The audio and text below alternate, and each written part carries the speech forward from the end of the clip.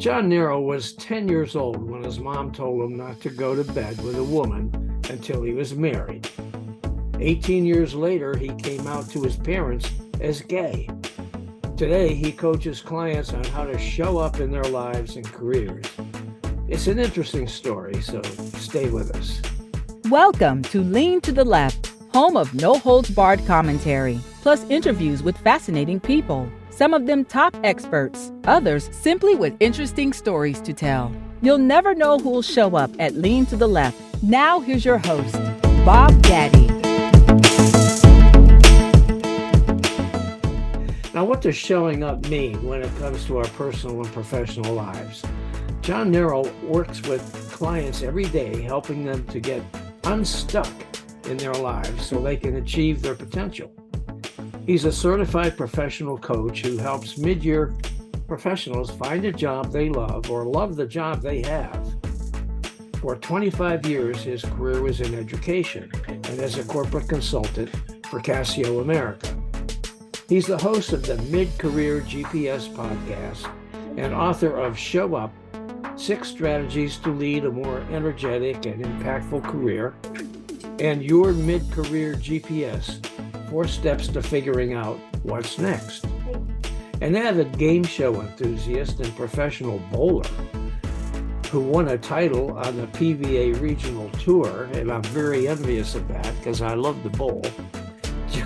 John lives near Washington, D.C. with his spouse and their cat, Amy Farah Meowler. John, thanks for joining us today on the Lean to the Left podcast. Bob, I am so honored to be with you today. I'm looking forward to our conversation, and thanks for the introduction. John, the first thing, let's do the important stuff first. Where the hell did the cat's name come from? Oh, so we love the Big Bang Theory. Mayim Bialik's character is Amy Farah Fowler. Okay. And so we love a good pun, so we just changed the name around. We went to the local adoption agency. We rescued 2 cats. We called them Sheldon and Amy, and Amy did not like getting along with Sheldon. So Amy now rules the roost here at home. So what happened to Sheldon? So we have a 3-story townhouse, and they got into a fight. Yeah. And Amy's a rather large cat. You dropped him out the window. Is that it? Yeah, he pretty much backed her in between the spindles and dropped 14 feet to the main level. And she was mad. And so we had tried everything we could do to acclimate the 2 of them together. And so we had to make a decision. It was a no-kill shelter. We brought Sheldon back. He got a wonderful new forever home. And yeah, it was not going to be pleasant with 2 cats in the house. Amy ended up winning that fight. That's really funny. I'm happy for Amy. All right. All right. So let's talk about showing up. You say how you show up matters. Tell us what you mean by that. It's how I end every episode of my podcast because it is honoring the way we choose to live our lives very genuinely and authentically, whether it's at home or at work. How we show up matters is about the differences we make in the relationships in our lives, the connections we build, and we continue to strengthen and reinforce every single day. Throughout my career in education, one of the things that I knew was that I had to show up for my middle school students every day. Bob, if you want a tough audience, teach mathematics to 11 to 14-year-olds. They will tell you when you are great, and they will tell you when you suck at it. And so I had to show up at my best every single day. So I had to show up every day at my best. And through those examples and other examples in my life, if I was going to be successful in whatever I was doing, I needed to figure out what it meant for me to show up. What other examples in your life are you talking about? So you mentioned at the top of the episode when my mom sat me down when I was 10 and told me if I ever went to bed with a woman before I was married, she hoped I'd see her face instead of the girl I was with. Okay. And at 10, that's not the message you want to get from your folks. Okay. I grew up in a very staunch religious household. It was not something that, because Bob, you and I think are going to get this reference. I don't know if our listeners will hear it today, but Being an avid game show fan, Paul Lynde and Charles Nelson Riley were the ones that I was like, oh, okay. All right. And they had that kind of acerbic type humor and things like that. My parents were very clear in what they expected of me. And when I started realizing that I wasn't going to be able to do that, I Okay. had to figure out a different way to show up. Okay. And so it was through my coming out experience that here are the big things I learned from that. I had to own where I was.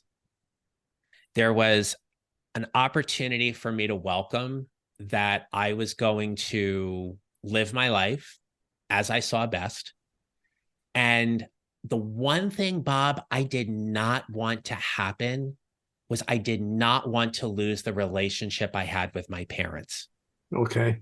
And I knew that when I showed up and I told them, and I said those 3 words, I am gay, they were not going to be happy. And for 22 months, we didn't talk.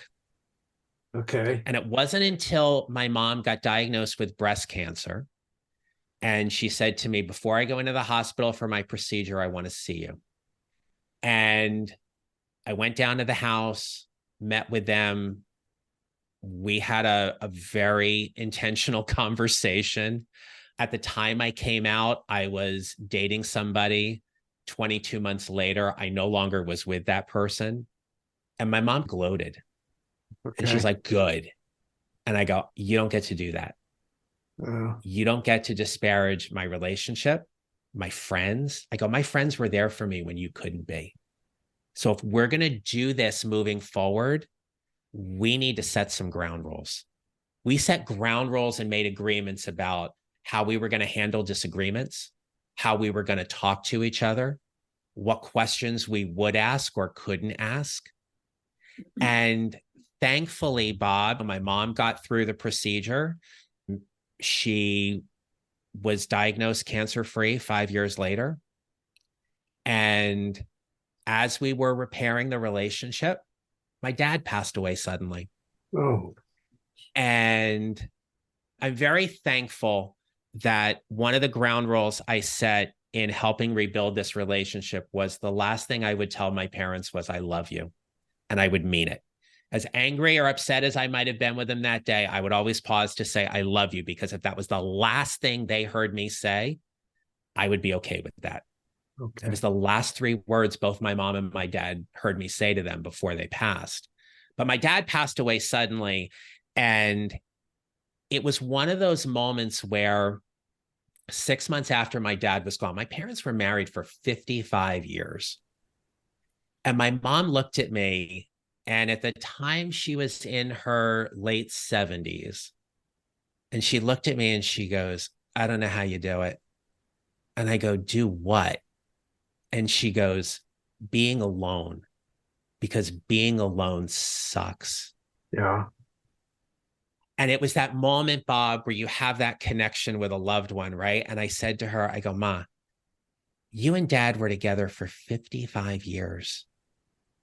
I go, look, I get it. You don't approve. I get it.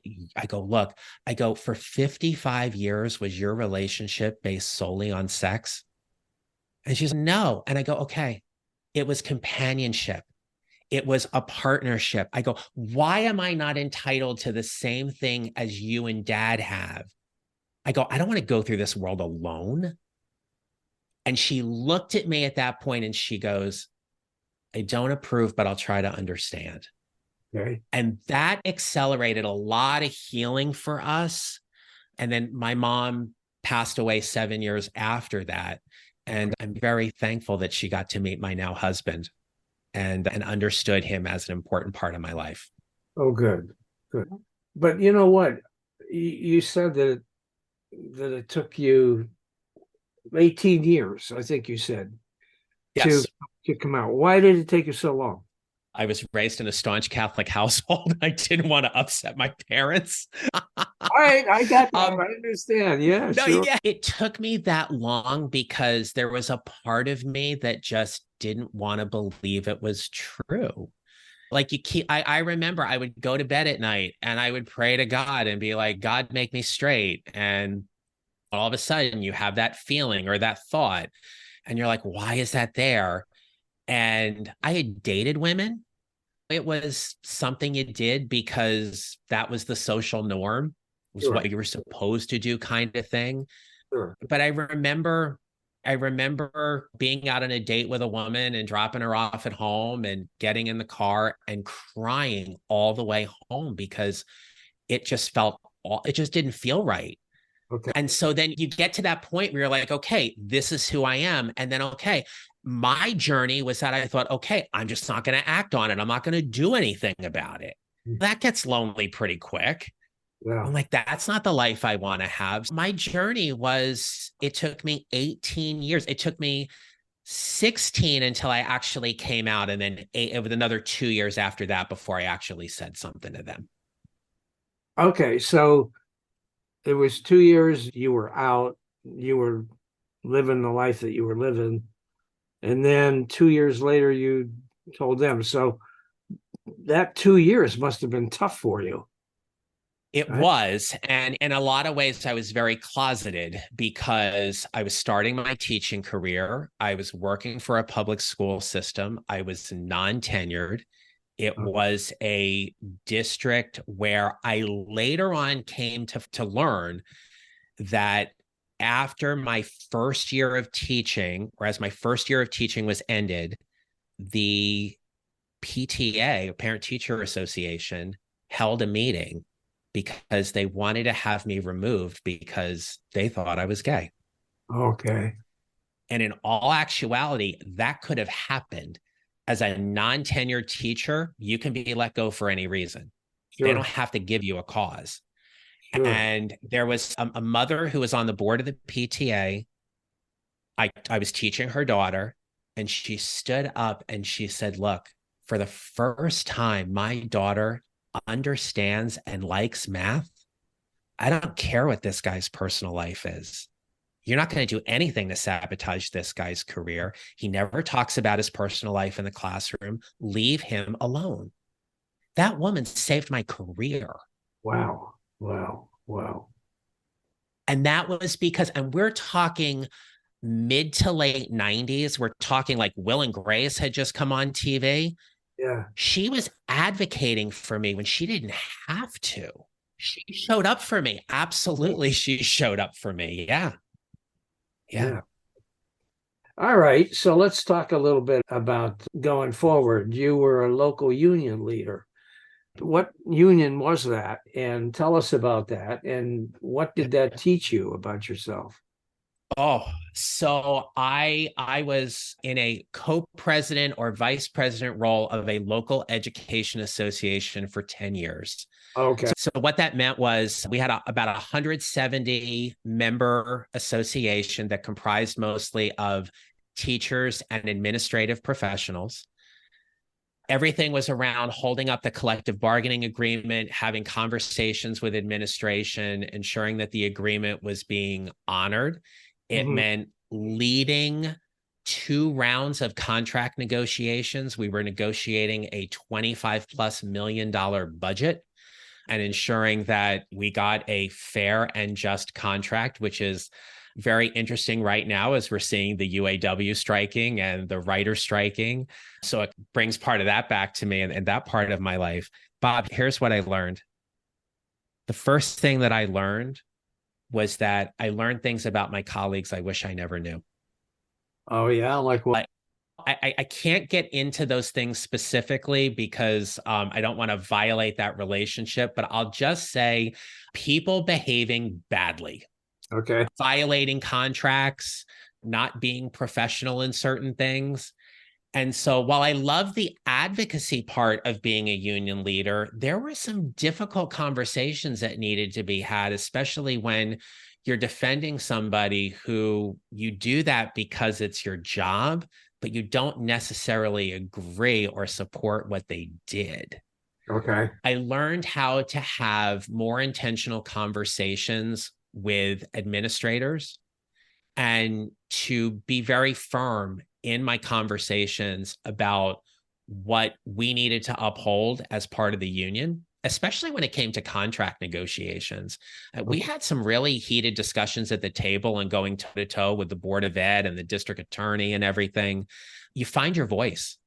You find your voice to show up and stand up for what is right in that regard. Those were two of the biggest things that I learned from doing that job. Now, in your book, you write about 6 strategies that you recommend to people for, quote, showing up. Talk about those strategies, would you please? The S stands for setting ground rules. The H is for having intentional conversations. The O is own where you are. The W is to welcome new opportunities. The U is use your genius. The P is protecting and promoting your brand. When I coach my clients on these 6 specific strategies, we start pretty much where the O is. They have to own where they are. Where are they at in their career, their leadership journey, and how do they welcome new opportunities for what's next for them in their career? Their U is they're using their genius. It's that thing that they're exceptional at. We say, here's the thing as to why you're the go-to person within your organization, or why are you recognized for this particular thing? So that genius is what allows them to show up and add value every single day. And the P, protecting and promoting their brand, is understanding what people are saying about them when they're not in the room, to quote Jeff Bezos, but understanding that their brand and their reputation must be aligned in order to ensure success for them in their professional career. Setting ground rules, or the S, is about the things that they value and how they show up on a daily basis, especially when they're leading their teams or working with their clients, how they honor those values based on those ground rules every single day. And the H for having intentional conversations is to always move a relationship forward. Bob, when we move a relationship forward, it doesn't mean that we always get resolution that everybody's happy about. Moving a relationship forward means we have clarity about where we are in that moment. All 6 of those strategies are things that I implemented in my career because of where I went through on my own personal journey of coming out. Everything from setting ground rules, having intentional conversations with my folks, right on through protecting and promoting my brand. My family said some pretty horrible things about me and what they thought I was doing. Sure. You don't get, no, that was one of those things in the ground rules where it's like, look, you can disagree, you don't abuse. So that's when I think about showing up and how I coach my clients, I want show up to be defined in these 6 strategies that give people context for how they move about their life and career every single day. So how is this received by your clients, and how can they benefit from these 6 strategies? A lot of the people I work with feel very stuck in their career. And they define stuck as there's no place for them to move up on the org chart, or they feel stuck about trying to move out because they're juggling their careers and their lives all at the same time. Yeah. The show up strategies are received particularly well because it gives them a framework. So we typically start with the O, where are you at? What are the new opportunities in front of you? What's the thing you're exceptionally good at that we call their genius? And when we start coaching through that genius and what I call a unique professional value statement, they start getting clarity about what they're really good at and defining whether or not they want to continue doing that work. So they might have a particular skill where they think they're really great at managing people, but they don't have managerial experience. So how do we create an opportunity for them to get that experience? The show up 6 strategies give them a framework for navigating through their career transition. And I can honestly say it is always received very well. Excellent. Now, my show is Lean to the Left. It's called Lean to the Left. It's called that for a reason, because I lean to the left. Yes. And I feel like it's important to talk about some of the issues that we face today in this country. So What does showing up mean for people who tend to lean to the left politically, especially with all of the divisiveness that is prevalent today in the society that we live in? I so appreciate that question because the way I think about showing up is to not be silent. Okay. I'm not saying it's about being militant, but in some ways, I think there are ways we can be very emphatic about what's important. Showing up means going out to vote. Showing up means standing up for basic civil rights that have been taken away or compromised in some way. The divisiveness that we're seeing right now, more so than ever, I feel sets us back 50, 60 years, decades of progress. And showing up is to ensure that those basic civil rights are honored and they're protected. And so when I think about what it means to show up, absolutely, I will always vote. I will have conversations with people, not who are as necessarily far on the left, but to maybe try to understand a little more where they're coming from and see if there is an avenue to have an intentional conversation to move that relationship forward. I will tell you that I'm not particularly happy with a lot of things that are going on in our Congress right now, especially as we're looking at another government shutdown. Very dear friends that work across multiple government agencies, and I don't want to see them be out of work for any particular reason.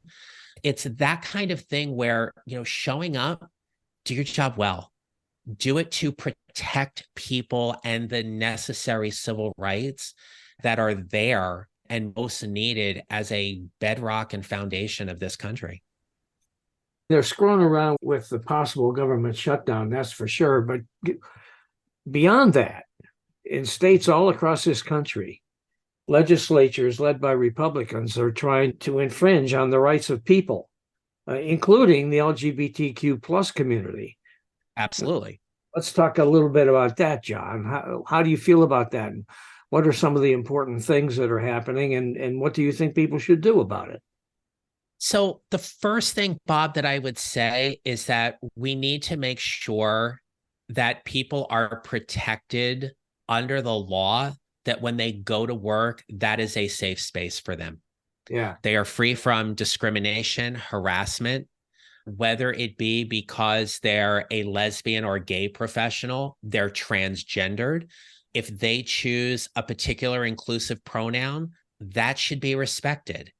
But respect doesn't have to mean you agree. Respect means that, look, I will honor this request in this environment because that is what creates safety.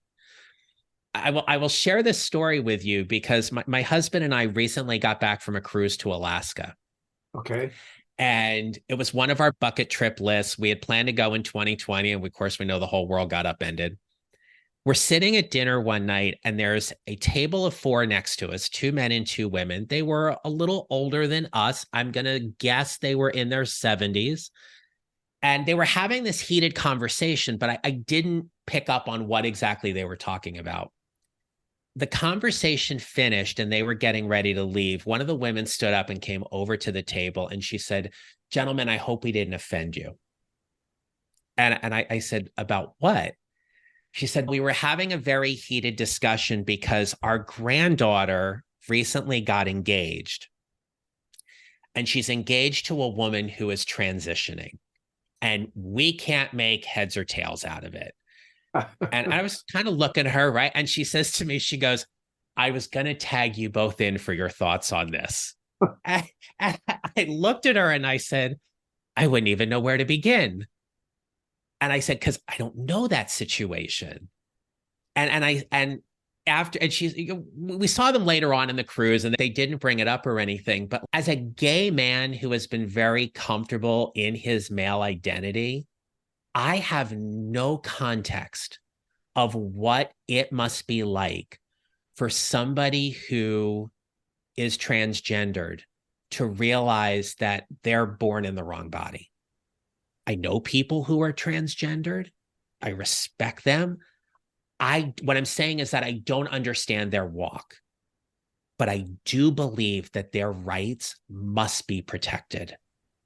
And so those are some of the things I think we're seeing a huge thing right now, especially with our transgendered community, that it's one of those things where this is being weaponized or politicized in some way.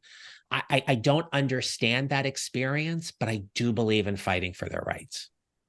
I think part of I don't know, maybe I'm cutting him too much slack here, but I think a lot of these Republican nutcases that are hitting for these kinds of restrictive legislative edicts, largely, I think they don't understand what's going on in these people's lives. And I think beyond that, I don't think they really give a shit. I would agree. I would agree, because there's a part of it where they're holding up their agenda, be it religious or otherwise, that they believe their way is the only way. Exactly. And it's not just on this topic, but on almost say that again. It's their way or the highway, regardless of what the issue is. It just drives me crazy. It's ironic to me in that we just had an incident recently where Lauren Boebert was at a production of Beetlejuice in Denver and got escorted out because she and the man she was with were behaving inappropriately, and she was vaping during a performance. And then she has the audacity. Behaving inappropriately. Exactly what were they doing? They were groping each other in the private parts, yes. In the middle of a theater, correct? In a theater, right? And so then she walks out. She's like, allegedly, according to the report, like, don't you know who I am? Yeah, and you shouldn't be doing that. And so we have one set of rules for ourselves, but then there's another set of rules for everybody else. And I take huge issue with that, because absolutely not. Absolutely. That just drives me nuts. Yeah. Okay, John, anything else you want to talk about? Bob, I will say this, and in keeping in line with the theme of your show, the next year and 2 months is going to be pivotal. It's going to be very pivotal in terms of where we're headed and what rights are going to be protected and what rights are going to be in jeopardy. And it is more important than ever, in my opinion, that we make sure we honor our right to go out and vote and to do so and get informed. Absolutely. And it's going to get tougher too, because this coming election is probably going to be like none other that we've ever seen. We're going to have one candidate, likely one candidate, could well be on his way to frickin' jail, and should be. The other candidate, Joe Biden, is 80 something and under attack for his age, which is just frickin' wrong. And the Democrats, I saw a survey the other day that I don't know, 60-some% of Democratic voters who were surveyed would like to see somebody other than Joe, just because of his age, largely. And I just think that is wrong. But what is going to happen? Let's just say that at least one of these courts finds Trump guilty and sentences him to jail. What's going to happen in this country then? And if that happens around election time, I shudder to think what that's going to mean. You almost think we're headed for another civil war. I know. It's all because of this issue. Yeah. It saddens me that this is where we're at, because we're better than this. Yeah. Look, you know my opinion, my thoughts and everything. I'm going to lean to the left, and you know where I'm going to vote. That's just where it's going to be. Yeah. But do I wish that there were more prominent, younger people in both parties that were showing up and stepping up to lead? Yes, I do. Because what are our options after these two? Yeah, exactly. The pool doesn't look great. No, it doesn't. It doesn't. It doesn't look great. And it's amazing that you think, oh my gosh, this is where we are. And both people, both candidates, have approached this as a way that they were going to bridge the divide, and they haven't. No. Who's going to be the one that's going to step in and at least find some kind of decorum and less divisiveness than what we have now? I don't have an answer for that. I wish I did, but I don't. I know it's tough. Yeah. All right. You've got a couple of books. We talked about one of them. Where can people find them? They can find them on Amazon. They're readily available. Show Up: 6 Strategies to Lead a More Energetic and Impactful Career, and Your Mid-Career GPS: 4 Steps to Figuring Out What's Next. They're great books for anybody who is in a state of career transition and looking for a resource to help them. Boy, I know you'd say that because you wrote them. I'm proud of them. I like them. They've helped a lot of people, which has been nice. Yeah. That's great, John. I really am pleased for you that your books are successful and that your podcast is also. And I'm sure your consulting practice, your coaching practice is doing very well. I enjoyed talking to you, my friend. I enjoyed talking to you as well, my friend. Thank you so very much for the work that you do. I appreciate the opportunity to share my story and have a few laughs. And it was great. So thank you so very much. We're going to pause now for a quick break, but I'll be right back with some closing comments. So stay with us. Hey guys, thanks for listening. Hope you enjoyed this podcast and that you'll come back on a regular basis and check out our interviews with guests on topics that I hope you find interesting, entertaining, and enlightening. Our episodes stream weekly, every Monday. Let your friends know about this podcast and take a minute to subscribe. Just go to podcast.leantotheleft.net to subscribe, check out the upcoming interview schedule, and listen to all of our episodes. And follow us on social media. Facebook at the Lean to the Left Podcast, Twitter at Lean to the Left 1, Instagram at BobGaddy_Lean to the Left, and TikTok at Lean to the Left. And you can watch the episodes at YouTube at Lean to the Left. And don't forget to visit our blog site, leantotheleft.net, where you'll find commentary on the news by some excellent writers with progressive perspectives on a whole range of topics. You can sign up as a member there, and of course, it's all free. Now, this is Bob Gaddy signing off for Lean to the Left. Thanks for sharing your time with us.